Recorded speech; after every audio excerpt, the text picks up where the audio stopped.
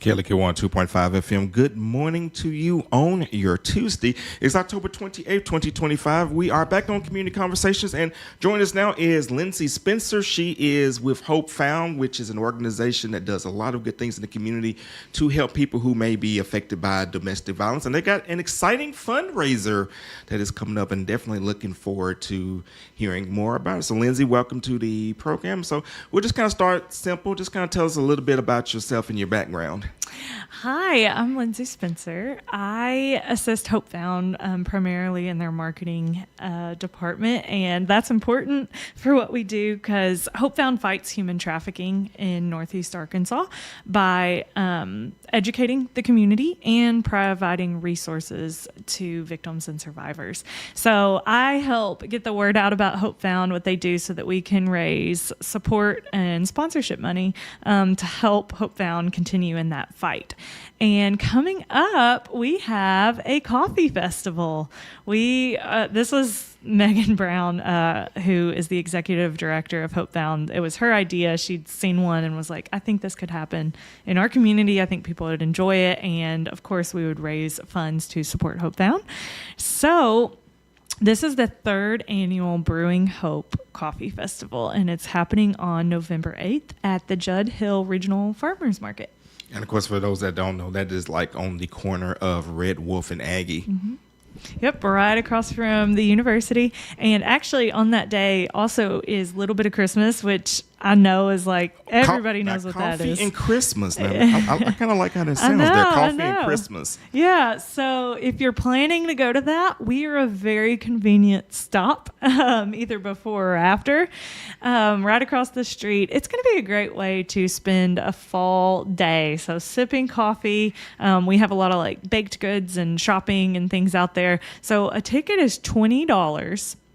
And that gets you you get to sample all these coffees. So there's drip coffee, there's some specialty coffees, and then some people also, like, in addition to those, do like non-coffee drinks, like a tea or something like that. And can you pay at the door? Yes, you can pay at the door, but as an event planner, I know you want folks to get those advanced tickets. I love it when you get advanced tickets. And where can they get those at? So hopefoundnea.org/events. And I'll just say that one more time. hopefoundnea.org/events. And actually, you can use the code RADIO, that's RADIO, to get $5 off your ticket if you want. So just a little incentive to buy it early and not at the door. We don't mind if you buy at the door, but we love having an idea of how many people are coming. So hopefoundnea.org/events to get your ticket early and just get more information about the event. We have some merch that we're selling. You can take a look at that. And just kind of get an idea of what to expect. Now, what hours is the event going to be? So it's 9 to 2. So 9 to 2, November 8th. Yes, you're probably not going to be there for that whole time, but that's the time frame you can stop in to enjoy the event. So between 9 and 2, we will be out there, and you can stop in anytime. All right, so let's kind of talk a little bit more about Hope Found itself, because just got to a little bit about the mission and the ways that you all help the community. Yeah, so Hope Found fights human trafficking, and I kind of have a unique way that I came into learning about Hope Found, because I was actually writing a story about what it is by interviewing Megan and, talking about what they do to put that information out into the community. So Hope Found has been around for, I don't want to misspeak here, years, but I can say that they came about because Megan and some other women realized that this happens everywhere, including Northeast Arkansas. So there's a lot of times a misconception that it happens only in bigger cities and only, in certain places of the world, and then it happens in certain ways. But the truth is it happens everywhere, including right here.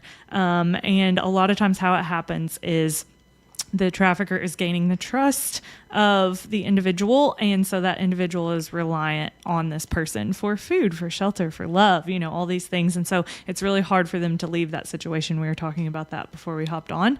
And so what Hope Found does is provides an opportunity. Hope Found gets involved with law enforcement and schools and all these instances where people may be able to recognize that it's happening. And Hope Found works alongside law enforcement and organizations and things to spot where it might be happening and give these individuals another chance, another opportunity, a way out.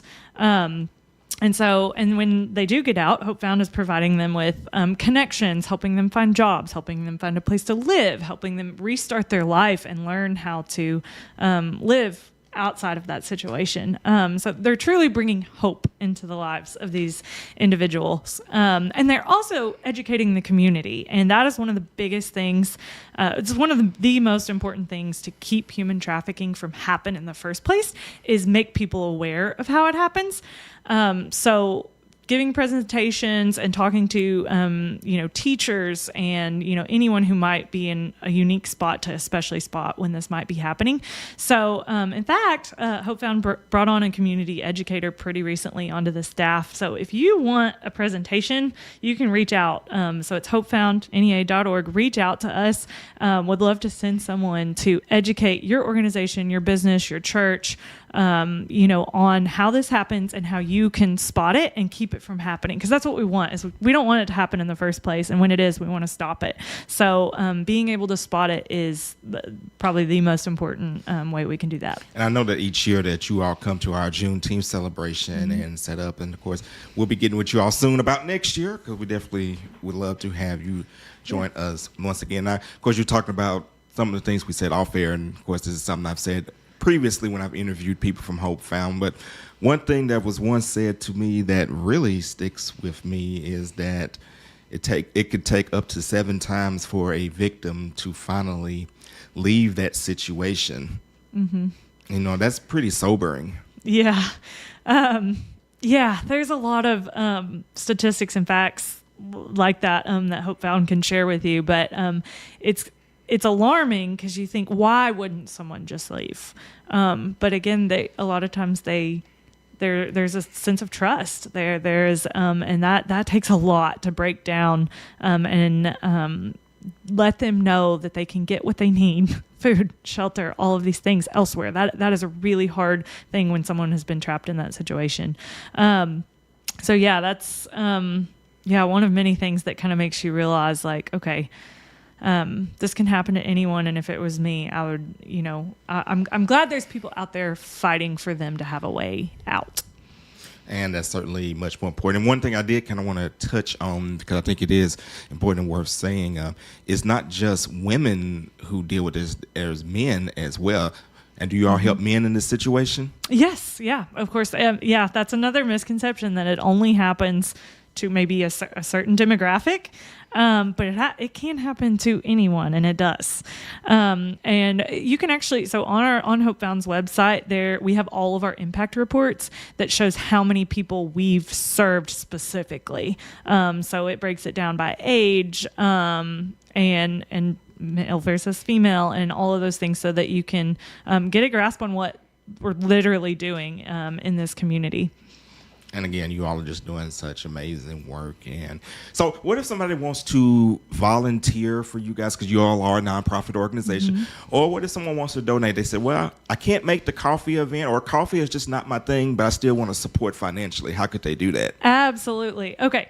So 2 ways there. So with volunteering, we love volunteers. We have 3 big events each year, and so those events don't happen without the help of volunteers. So hopefoundnea.org, you can find a spot to just sign up to become a volunteer, and we'll reach out when we need you and give you options on how to do so. As far as becoming a financial donor, I'll say our monthly donors are what help keep Hope Found going. Like, these events are great, and we raise amounts of money in certain times of year, but we need those people that are donating to us all the time to help, because we've always got expenses, right? Oh, I get it. I mean, same here with KLEK being a nonprofit. Right? So yeah, every business, every organization, everyone knows that things cost money to keep going. So those monthly donors, gosh, we appreciate you. And you can become a monthly donor at hopefoundnea.org. All right. So as we're ready to wind down, just once again, kind of give those details about the coffee event and how people can come out and support. If you like coffee or baked goods, warm drinks, enjoying fall, November 8th at the Jode Hill Farmers Market from 9 to 2. You can buy your ticket at the door, but if you want to get it early, hopefoundnea.org/events. All right. Any final comments? I think that's it. Please support Hope in our community for the victims of human trafficking. Absolutely. We've been speaking with Linda Spencer of Hope Found. It is going down November 8th.